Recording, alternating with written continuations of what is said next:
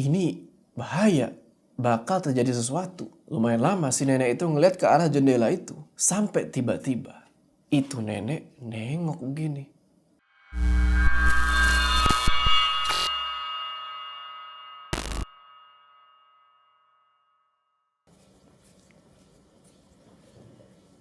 Ya, assalamualaikum teman-teman, balik lagi sama gua Joe. Apa kabar kalian semua? Semoga kalian semua menonton video ini diberikan kesehatan dan kalian segi dan selalu dimudahkan urusan-urusannya, dan seperti biasa selalu dilindungi dari segala mara bahaya dan penyakit di dunia ini. Ini sorry kalau suara gue agak bindeng ya. Kemarin bangun-bangun itu gue nggak tahu kenapa, tahu-tahu meriang, tahu-tahu flu. Nggak tahu lah, mungkin gue terlalu banyak begadang kali. Anyway, kita bakal ngelanjutin ceritanya Budi nih di Leweng Sasar dari Queer Typing. Nah, di part 2 kemarin kita sempat ngeliat nih dari sisinya Budi, di mana orang tuanya Budi ini meninggal setelah mereka ketemu nih sama Suganda di Leweng Sasar itu. Cuma belum dijelasin nih kenapa dan gimana orang tuanya Budi bisa meninggal. Nah, setelah orang tuanya meninggal, Budi diangkat anak nih sama Mang Idim. Jadi kakak angkat buat Indra. Terus Budi ini sekarang ditugasin sama Mang Idim buat ngejagain dan ngawasin Gama, yang sekarang udah menikah sama Dewi dan tinggal di rumah Lasmi di kota itu. Ingat cerita sekutu kan? Nah, kita bakal lihat nih dari sudut pandangnya Budi, gimana dia waktu itu ngejaga dan ngawasin Gama di rumahnya Lasmi itu. Oh iya, kalau kemarin banyak yang bingung tuh soal Suganda yang pergi ke Leweng Sasar ya.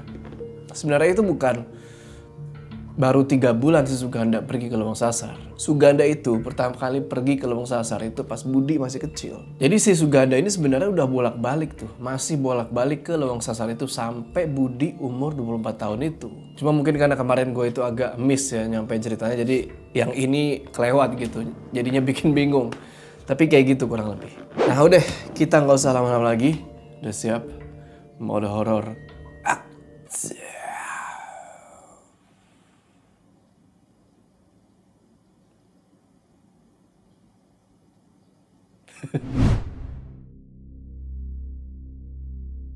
Bah, Ki Duduy lagi di rumah Abah ini. Jangan dilawan dulu. Takutnya malah nanti berdampak menyebar ke keluarganya Suganda. Lagian, bukan bagian kita, Bud. Dengar, jangan bertindak apa-apa. Susah, Bah. Kuat sekali. Anak kecil itu siapa?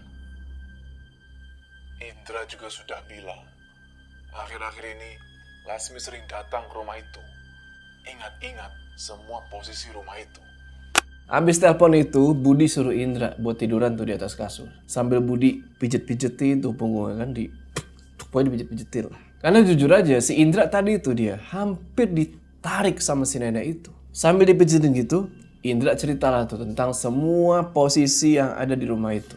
Dan emang bener, yang punya rumah itu namanya Lasmi. Budi terus nanya, apa yang ngebuat kamu ngelanjutin pekerjaannya Mbah Idim di rumah itu? Di situ Indra nggak jelasin. Kalau dulu Mang Idim ini pernah cerita tentang Ki Langsamana, yang dimana Ki Langsamana ini cukup berjasa besar lah sama keluarganya kakeknya si Indra. Ki Langsamana pernah nyelamatin pelarian kakeknya Indra sebagai orang sakti tuh di zamannya. Walaupun ya bisa dibilang kata si Indra kakeknya dia ini bukan orang yang baik. Tapi akhirnya kakeknya Indra ini tobat dan ngikutin semua ajaran dan perintah dari Ki Langsamana. Dan itu juga yang ngerubah Mang Idim. Makanya hutang budi itu dibalas sekarang. Pas cucunya Ki Duduy, si Gama, mau masuk nih ke dalam masalah yang besar. Kamu percaya cerita itu tentang Ki Langsamana? Susah rasanya buat gak percaya sama orang tua kayak Mbah Idim. Coba lihat tangan kamu. Iya, bener Dra. Mungkin kita sama, Bud. Walaupun kamu lebih dulu hidup, tapi kisah Ki Diman, kakek kamu, dan Mbah Amar, bapak kamu, pernah Mbah Idim ceritain juga. Jasa Ki Langsamana besar. Apalagi kisah perjalanannya yang cuma pindah-pindah tempat buat nolong. Omongan Indra barusan ngebuat badannya Budi ini geter. Perasaan tuh kerasa berkecamuk. Bukan karena marah, tapi dia nginget semua pepatah almarhum Mbah Amar sama Nik Warsih yang pernah mereka kasih dulu.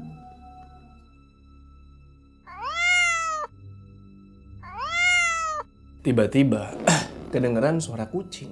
Yang itu baru pertama kali didengar. Sontak Budi sama Indra langsung saling tatap-tatapan tuh. Dan Indra bilang kalau belum pernah ada kucing di situ sebelumnya. Indra coba buat berdiri di situ kan, cuma langsung Budi tahan. Apalagi di luar yang dari tadi kedengeran suara nangis. Habis suara kucing itu langsung hening. Terus Indra tiba-tiba bilang, "Bud, soal Dendi, anak itu kasihan, gak tahu apa-apa.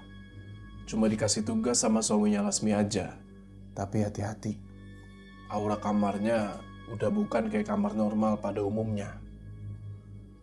Anak itu bisa berbuat kalap. Hati-hati sama Dendi. Jadi, aku mesti ngapain sekarang, Bud?" "Tenang aja, aku bakal sering datang ke sini. Udah, kamu istirahat. Besok kerja kayak biasa. Dan coba besok cipratin air ini dikit aja ke tembok gudang di dalam rumah itu. Bahidim gak tahu. Ini inisiatif aku aja." Budi ngeluarin satu botol kecil dari dalam kantongnya dan dia kasih untuk ke Indra. Habis itu Budi ngerebahin badan nih di samping kasur lantainya Indra. Indra cuma ngangguk aja tuh, nerima botol dari si Budi tadi. Dan dia langsung rebahan juga tuh di kasur kan. Dan gak butuh waktu lama buat dia tidur. Tapi Budi gak bisa tidur gitu aja. Dia masih khawatir nih karena gak mungkin ninggalin Indra di kondisi kayak gitu. Apalagi ada sosok di luar itu yang ada di bawah pohon itu. Yang sampai sekarang masih terus merhatiin ke arah kamarnya Indra. Sambil rebahan gitu, dia nanya nih dalam hati, "Suganda emang benar-benar gila. Tapi gimana bisa? Gama gak tahu tentang ini." Gak terasa, azan subuh nih mulai kedengeran. Budi langsung pergi sholat subuh tuh. Dan habis itu dia pergi tidur di depan kamarnya Indra. Sengaja supaya nanti dia bisa langsung pergi nih tanpa ada yang curiga.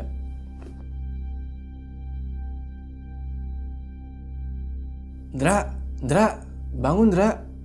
Ini ada orang gila tidur depan kamar kamu." "Bentar Hen." "Lah iya, tumben Hen. Itu ada orang gila." "Iya nih Teh Dian, Indra juga kaget. Jangan Hen, jangan disiram air gitu. Pelan-pelan aja." Budi langsung bangun di situ dan gak pakai ngomong apa-apaan lagi. Dia langsung jalan ke arah depan. Ngebuat si Hendra sama Teh Dian tadi, dua penghuni kosan tadi, kebingungan. Termasuk si Dendi. Yang dimana dia cuma buka pintu doang nih gini kan. Terus ngeliat tajam ke arah Budi. Abis itu dia tutup lagi. Budi semakin cepet-cepet kan di situ jalannya. Dan dia manjat gerbang lagi kayak semalam.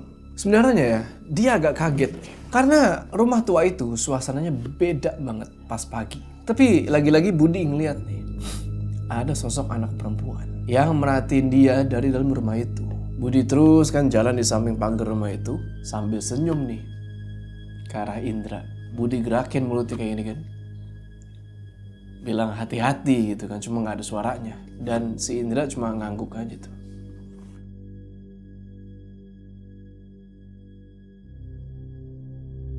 Kabar pernikahan Gama udah mulai menyebar tuh. Mang Idim udah beberapa kali tuh bolak-balik dari rumahnya Ki Dudui di kampung. Budi sekarang lagi sibuk tuh dia sebagai pengrajin rotan. Supaya ya sedikit demi sedikit dia bisa punya penghasilan buat ngebantuin segala kebutuhan di rumahnya Mang Idim. Sebenarnya udah banyak banget gangguan. Setiap malam datang ke rumah itu. Dan Budi yakin itu karena waktu itu dia datang ke rumahnya Lasmi yang ada di kota itu. Tapi lagi-lagi dia gak bisa berbuat apa-apa nih sebelum ada perintah dari Mang Idim. Nah pas lagi nganyam rotan-rotan itu kan di dapur, tiba-tiba Mang Idim nyamperin. Beliau bilang, Sudah mulai, Bud. Ini lagi ngerjain, Bah. Gama sama Dewi jadi pindah ke rumah itu. "Kapan Bah?" Jangan gegabah. Gelang gengge peninggalan Ki Langsamana sudah di tangan Gama. Gak usah terlalu cemas. Tapi benar apa kata Ki Dudui, Gama belum paham semuanya. Terus Bah, harusnya malam barusan Gama sudah curiga di rumahnya Suganda. Dan hari ini pasti pindah ke rumah bekas Lasmi. Sudah, kamu sekarang pergi ke rumah itu. Mau bagaimanapun juga, bakalan kejadian, Bud. Apa yang dicemaskan beberapa tahun lalu sama Ki Duduy. Budi langsung berdiri di situ. Dan dia pergi nih, ganti pakaian.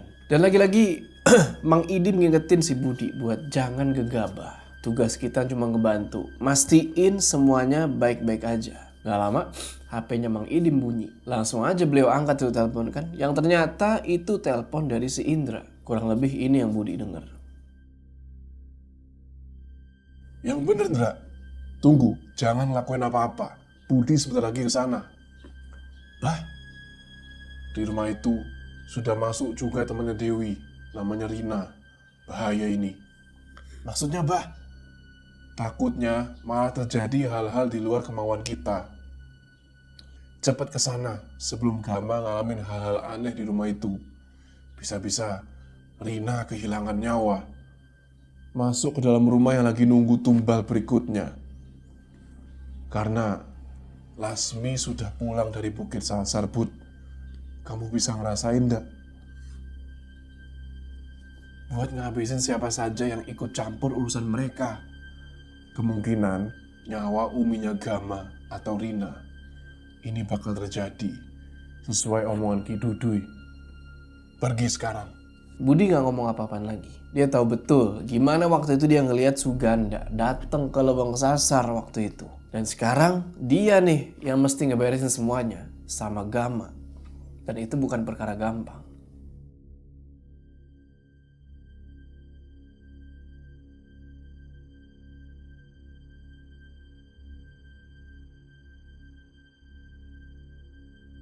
Kurang lebih jam 11 siang, Budi udah nyampe nih di depan halaman rumahnya Lasmi yang ada di kota itu. Yang sekarang Gama tempatin. Dia duduk tuh depan gerbang kan.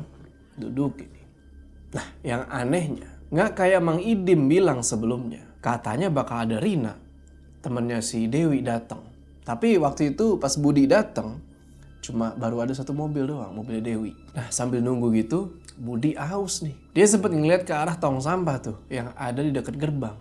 Dan ada botol air minum di situ. Masih ada airnya. Dan lo mau tuh dia ngapain?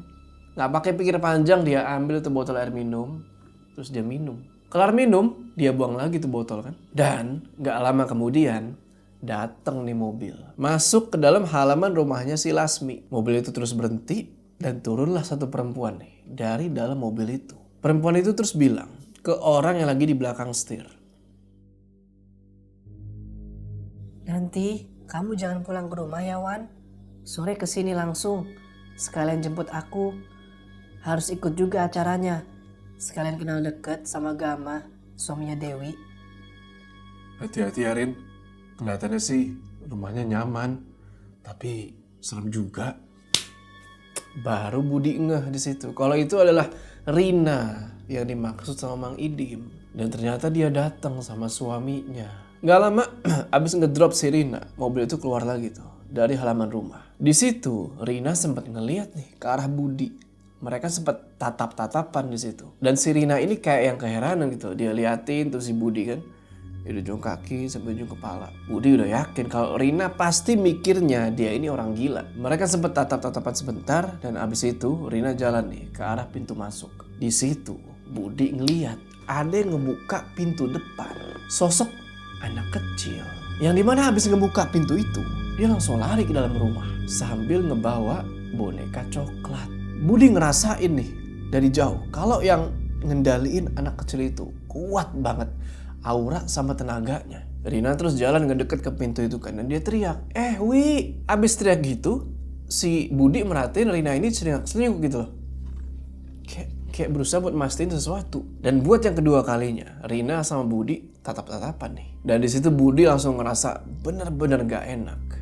Hari semakin siang tuh dan Gama belum kelihatan juga. Mana udah mulai aus lagi nih. Di tong sampah itu udah gak ada lagi botol air minum. Cuma gak lama keluar nih satu cowok. Dan dilihat dari cara dia jalan, Budi jadi keinget nih sama kata-katanya Mang Idim. Dari jalannya saja, Gilang sama Nanda terlihat seperti orang sakti yang punya ilmu tinggi. Tapi ingat Jalu, aura dari kejauhan, kalau kita lihat, kita tidak punya pilihan selain diam. Budi langsung yakin di situ kalau cowok ini adalah Gama. Karena pas si Gama nyamperin dan minta dia buat minggir soal yang ngalangin mobil mau keluar kan, Budi sama sekali nggak bisa ngomong apa-apa. Beberapa kali Gama ajak ngomong tuh Budi nggak tanggepin. Bahkan buat ngelihat mukanya si Gama aja nih Budi mesti mikir berkali-kali. Nggak lama Gama masuk ke dalam mobil tuh, terus dia keluar lagi sambil ngebawa botol air minum. Dan di situ Budi agak kaget jujur aja.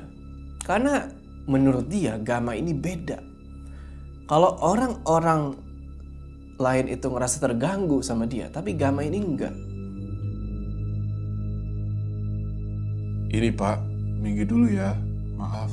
Langsung Budi ambil botol air itu kan. Dan dia sempat nengok dikit nih ke arah rumah. Dan bener aja, anak kecil itu muncul lagi. Sontak Budi langsung bilang kan, di sana. Nunjuk ke arah anak kecil itu. Karena itu bocah sekarang lari ke samping rumah. Gama ngeliat ke arah yang ditunjuk sama Budi. Tapi kayaknya Gama gak lihat. Lagi-lagi Budi keinget nih sama kata-kata yang Mang Idim yang bilang, Gama seperti manusia pada umumnya, Bud. Jangan kamu samakan dengan kakeknya Ki Dudui atau buyutnya Ki Langsamana. Ingat itu.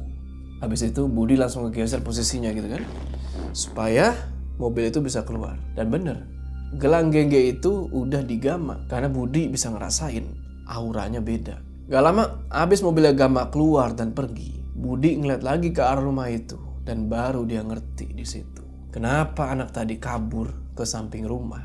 Di situ dia ngeliat udah ada kucing hitam lagi jalan ke pincang-pincang ke arah rumah. Ngeliatin kucing itu, nggak tahu kenapa ngebuat Budi jadi deg-degan. Padahal itu kucing sama sekali nggak ngeliat ke arah dia. Pas lagi gitu, tiba-tiba si Indra datang nih nyamperin. Dia bilang, Budi, Indra, cepat pulang. Pak Gama mau ke rumah Mbak Idim. Hari ini aku yakin bakalan datang karena udah aku kasih alamat. Semalam kacau Bud di dalam rumah. Gangguannya udah mulai. Mending pergi sekarang, cepat. Budi langsung berdiri di situ dan dia langsung jalan tuh pergi ninggalin si Indra pulang ke rumahnya Mang Idim. Sampai di rumahnya Mang Idim, untung belum ada mobil Gama. Langsung aja dia ketok-ketok itu pintu kan sambil manggil-manggilin Mang Idim. Bah, assalamualaikum. Pelan-pelan pintu itu kebuka dan Mang Idim keluar terus bilang, Tenang, Indra sudah kasih kabar ke Abah.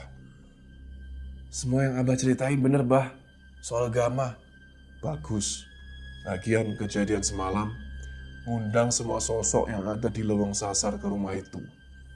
Termasuk si Nini yang dari dulu sering ngasuh anak-anak.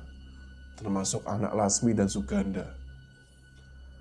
apa waktu ini Bah yang sudah disiapkan Ki Dudui? Semenjak waktu itu datang ke rumah, ketemu Bahmar, pas malamnya Budi disembuhkan. Ingat yang dibilang Bahmar. Ingat Bah. Lakukan. Jadi waktu itu Bah Amar pernah bilang, Ada waktunya kita harus berbalas budi sama Ki Langsamana pada keturunannya ketika mendapatkan masalah tanpa harus diminta sekalipun jaluk. Ingat itu. Budi cuma ngangguk di situ kan. Dan dia nanya lagi nih ke Mang Idim, selanjutnya mesti ngapain? Nah, di sini Mang Idim bilang kalau Budi mesti nemuin seseorang yang namanya itu adalah Ni Isut. Salah satu paraji. Jadi paraji ini adalah dukun beranak ya. Yang dulu ngebantuin Lasmi lahiran. Ni Isut adalah satu-satunya saksi buat Gama di kemudian hari. Bilang saja dari mana asal kamu, Bud. Tapi kita tidak bisa gegabah. Tunggu keputusan Ki Dudui. Andai Ki Dudui yang turun langsung nanganin hal ini, mungkin gak bakal jadi begini, Bud. Kenapa Ki Dudui nggak ngelakuin itu? Kadang, rasa cinta tidak perlu penjelasan. Begitu juga saking cintanya Ki Dudui sama Gama, cucunya. Dan Gama kepada Halimun Dewi, istrinya. Sama seperti Bah Amar dan Ni Warsi Bah. Iya, tidak perlu penjelasan. Sampai lupa kok kamu cepat sekali balik ke sini? Biasa, Bah. Tapi, Bah, kucing hitam itu Budi sudah lihat. Sore itu, bener, si Gama datang nih ke rumahnya Mang Idim. Dan sama kayak pas ketemu di rumahnya tadi. Auranya Gama itu tetap sama. Ngebuat si Budi ini makin kagum. Di situ Gama cuma ngomongin soal kecemasan dia aja. Dan di situ juga Mang Idim ngasih Gama ini satu kunci dapur. Gama juga bilang kalau sore itu di rumahnya Lasmi yang lagi dia tempatin itu bakal digelar acara syukuran atau makan bersama. Gama sempat ngajakin juga tuh si Mang Idim sama Budi buat datang. Tapi Mang Idim tolak secara halus supaya si Gama ini nggak curiga. Singkat cerita, setelah Gama kelar sama semua urusan di rumah itu, dia pun pamit nih dan Mang Idim antar dia tuh sampai depan rumah. Abis si Gama pergi, Mang Idim tutup pintu dan dia langsung panggil tuh si Budi. Bud, Budi paham bah, di rumah itu lagi ada masalah. Bakalan terjadi sesuatu. Apalagi sama temennya Bu Dewi yang namanya Rina. Dia kayaknya udah disambut sosok yang menyerupai anaknya Lasmi. Pergi lagi sekarang ke sana, Bud. Awasi saja. Jangan bertindak apa-apa. Gama mampu, Bud. Kita cuma membantu. Budi cuma cemas, Bah. Di sana ada Indra, Gama. Kendalikan. Jangan sampai semuanya hancur gara-gara emosi. Jangan terlalu lama sampainya, Bud. Mereka menunggu Sarepna buat nunjukin ke Gama, terutama Nini Leweng itu. Baik, Bah. Lakukan cara tadi.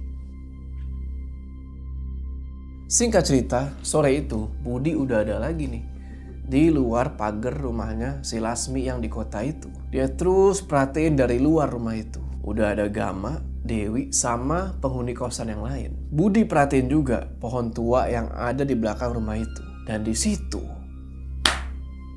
udah ada sosok nenek itu.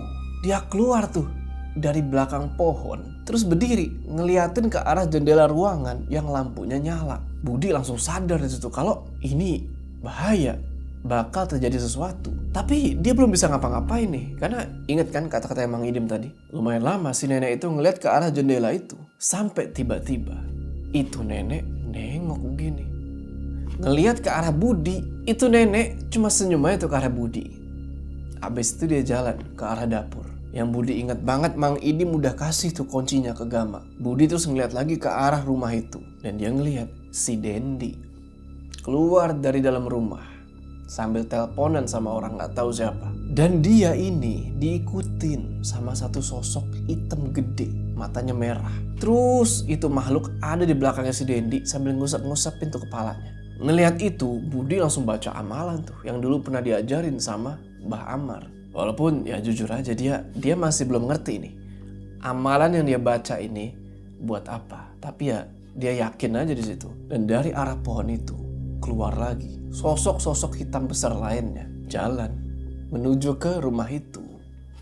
Gak lama satu perempuan muda, kalian tahu kan siapa ini? Teh Dian. Dia keluar nih dari dalam rumah disusul sama penghuni kosan yang lain tuh, si Pak Galuh sama Hendra. Kalau kalian ingat cerita sekutu kemarin, Budi masih ingat juga tuh salah satu dari mereka ini pernah ngebangunin dia waktu itu yang pas si Budi ini ketiduran di depan kamarnya si Indra tuh. Budi nggak pakai babi bu, langsung jalan tuh ke arah depan gerbang. Dan baru aja dia duduk nih di depan gerbang, mobil Rina nyala. Dan laki-laki yang Budi lihat tadi siang udah ada di belakang setir tuh. Siapa lagi kalau bukan Wawan, suaminya si Rina. Rina masuk tuh ke dalam mobil kan. Dan celakanya nih, yang Gama nggak tahu ya di cerita sekutu, si Budi ini ngelihat Rina ini masuk ke dalam mobil diikutin sama dua sosok. Sosok anak kecil sama satu sosok perempuan. Cuma Budi baru pertama kali ngelihat sosok perempuan ini. Dan yang lebih celaka lagi, Budi ngelihat Rina ngebawa boneka coklat itu. Pelan-pelan, habis Rina masuk, mobil itu mundur nih, keluar dari rumah. Lagi-lagi Budi gak bisa ngapa-ngapain. Dia cuma ngeliatin aja tuh. Kucing hitam yang tadi siang Budi lihat, udah ada lagi tuh. Sekarang dia jalan ke arah Dewi, yang baru aja mau masuk lagi ke dalam rumah, habis nganterin Rina tadi ke depan. Dan anehnya, ini kucing kayak gimana ya? Kayak udah lama gitu loh sama Dewi. Kayak manja banget ke Dewi. Langsung Dewi gendong itu kucing dan dibawa masuk ke dalam rumah. Nah, mobil Rina keluar kan tuh, mundur keluar dan lampunya itu nyorot ke arah Budi. Tapi nggak tahu kenapa Wawan atau Rina nggak ngelihat si Budi. Dan si anak kecil itu, Budi lihat persis ada di dalam mobil. Lagi ngusap-ngusap pundaknya si Wawan. Dan beberapa kali ngusapin darah. Kan jadi anak kecil itu mukanya berdarah-darah nih. Nah, si anak kecil itu ngusap darah di mukanya, terus dia usapin lagi tuh ke matanya si Wawan. Mobil itu terus jalan ngejauh. Budi terus perhatiin tuh. Tapi jalannya mobil itu aneh. Pelan banget. Di sisi lain, Budi ngeliat nih si Indra lagi berusaha keras buat nahan sosok-sosok itu supaya nggak masuk ke dalam badannya si Teh Dian. Salah satu sosok yang berusaha buat masuk ke badan Teh Dian itu adalah sosok perempuan yang lidahnya itu panjang banget sampai ke dada. Beda sama sosok Jurik Cai itu. Di situ Budi udah feeling kalau bentar lagi pasti sosok itu bakalan masuk nih ke dalam badannya si perempuan itu, si Teh Dian. Teh Dian itu terus masuk ke dalam kamar kosannya. Dan di situ Budi juga ngeliat kalau di depan kamarnya Dendi, sosok hitam yang dari tadi ngikutin dia udah diem di situ kayak ngejaga. Budi makin deg-degan di situ kan. Terus dia baca doa minta perlindungan Allah. Nggak lupa dia kirimin doa juga tuh buat Bah Amar sama Niwarsi. Sampai tiba-tiba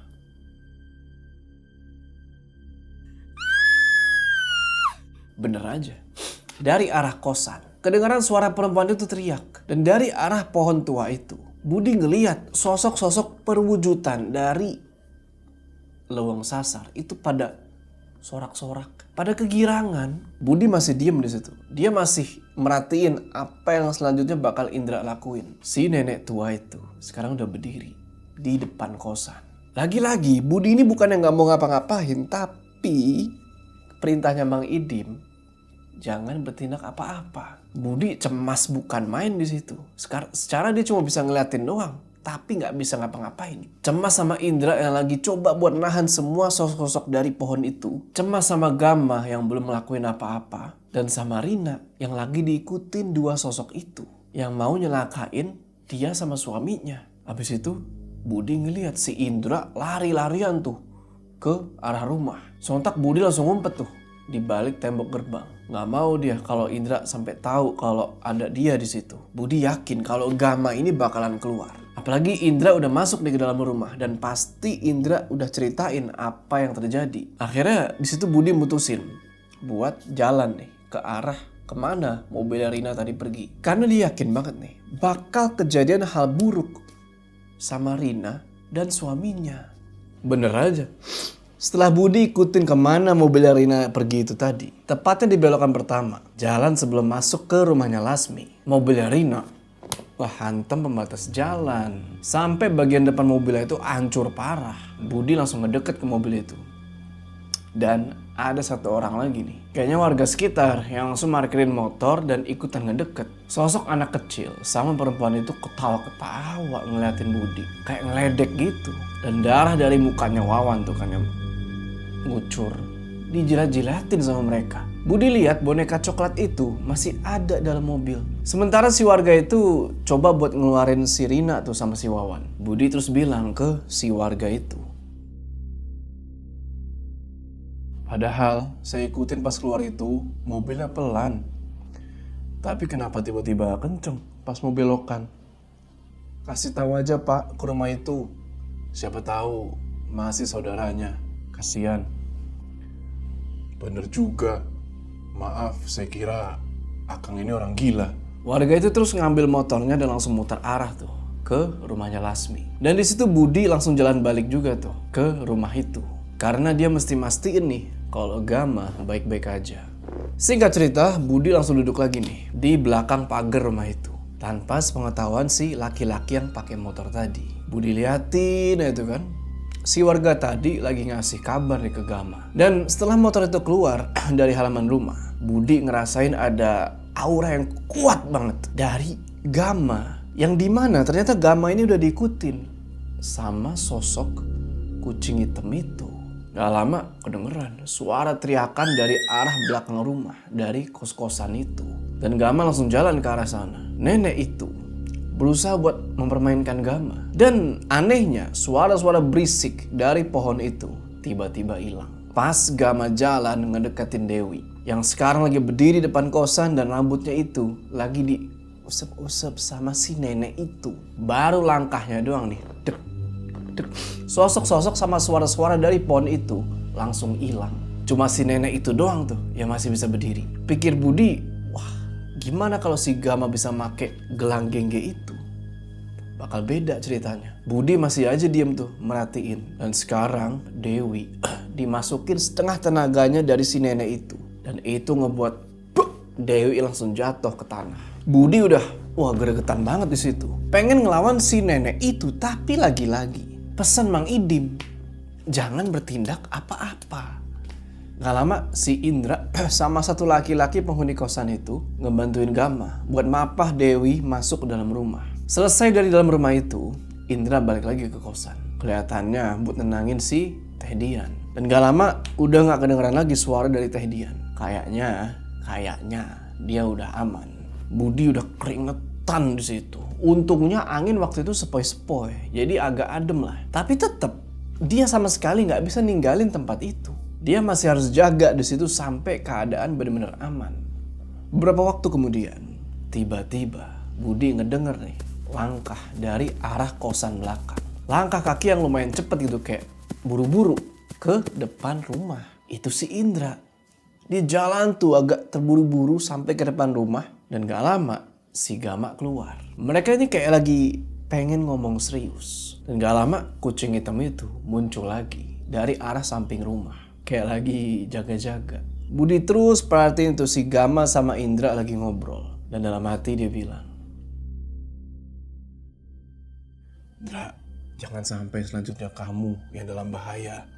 Habis itu dia ngeliat nih ke arah depan kamarnya Dendi. Dan sosok hitam itu masih ada. Dendi terus keluar tuh dan jalan ke arah kamarnya Indra. Dia cuma ngeliatin doang tuh ke kamarnya Indra. Habis itu dia balik lagi. Budi langsung ngeh di situ.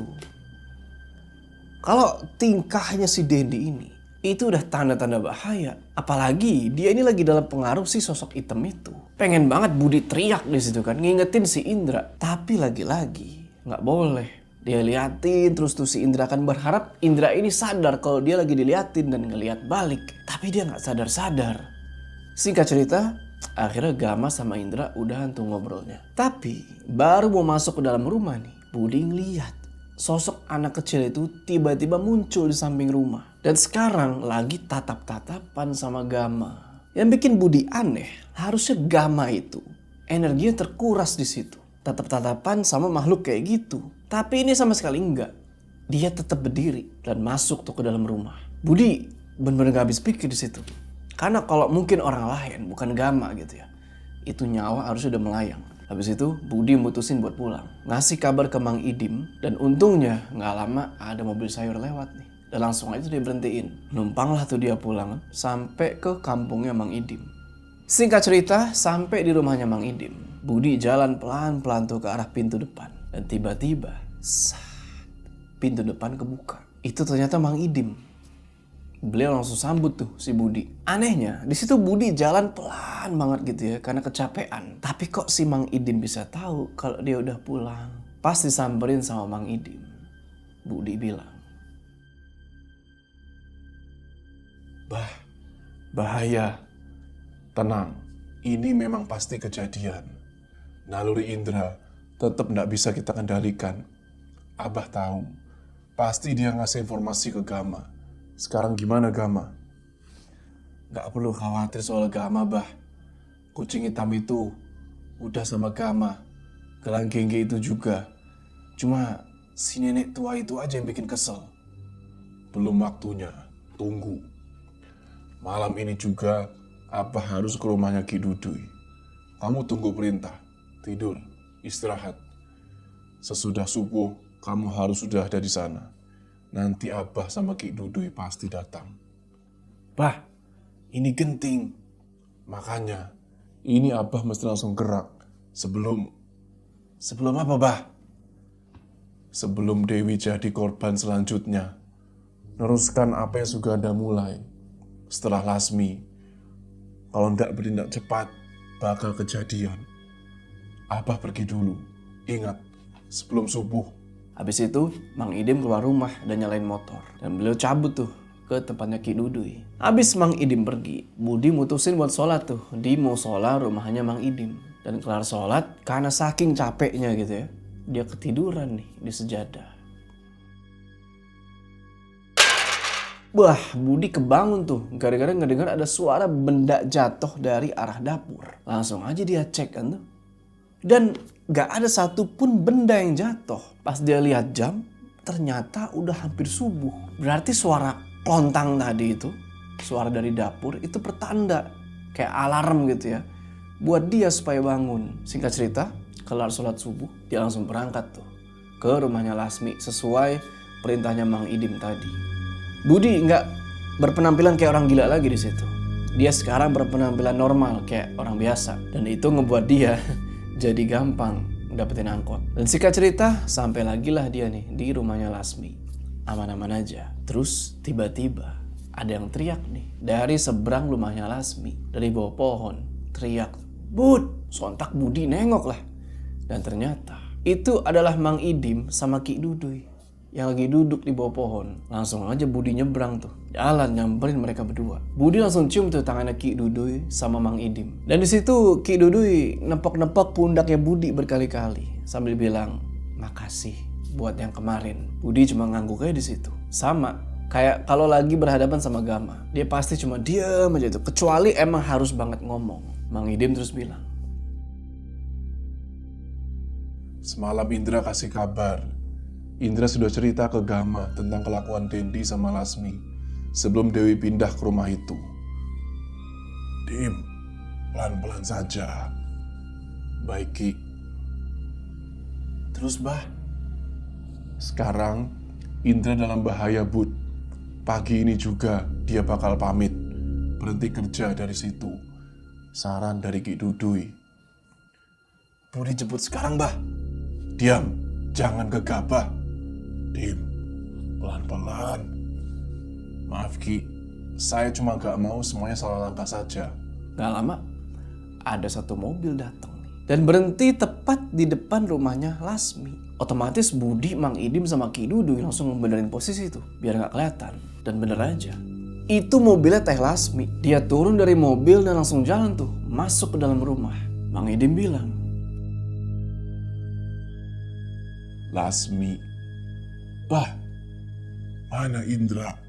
Dim, mana Indra? Ini belum keluar rumah. Nggak tahu, Bah. Harusnya sudah keluar dari tadi. "Biar Budi yang bereskan bah. Mohon izin, mohon. Sekalipun taruhan nyawa, Budi siap." Dak, sudah diam. Tunggu Budi. Setelah ini, sekalian nyawa yang mau kamu kasih, saya izinkan. Tapi ndak sekarang. Bener aja. Gak lama habis percakapan itu, keluarlah si Indra nih. Sambil ngegedong tas dan megangin perut. Jalan pelan banget tuh. Mang Idim langsung manggilin Indra tuh, "Sini." Indra nyebrang jalan terus nyamperin Budi, Ki Duduy sama Mang Idim tuh yang lagi di bawah pohon. Abis nyebrang jalan, Indra terus tuh ngedeket. Dan di situ dia udah semakin lemes. Budi tanya, "Indra, kenapa?" "Ini Bud." Indra kasih unjuk lah tuh kan. Dia angkat tuh bajunya. Set. Bajunya dia sekarang udah ada bercak warna hitam tuh.